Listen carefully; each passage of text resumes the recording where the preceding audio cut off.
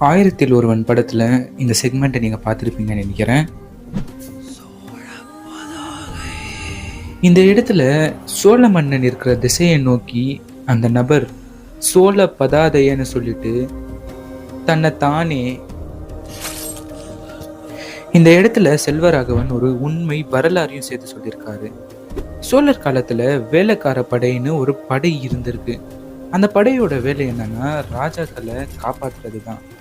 ராஜா போர் சமயத்துல இறந்து போயிட்டா இந்த வேலைக்கார படையும் இறந்து போகணும். இதுதான் அந்த படையோட பேசிக் கான்செப்டே. இந்த இடத்துல ராஜாவை காப்பாற்ற முடியாம இந்த நபர் சோழ பதாதையன்னு சொல்லி எடுப்பாரு. அந்த வார்த்தைக்கான அர்த்தம் சோழ மன்னன் பார்த்திபனோட காலை தொட்டு மன்னிப்பு கேட்கறது தான் சோழ பதாதையன். பதாதையனா காலை தொட்டு மன்னிப்பு கேட்கறது. ஆனா இதை தவிர இன்னொரு இன்ட்ரெஸ்டிங் ஃபேக்ட் என்னன்னா, இந்த வேலைக்கார படை சோழர் காலத்துல இல்லை, பாண்டியர் காலத்துல தான் முதையா கண்டுபிடிக்கப்பட்டிருக்கு.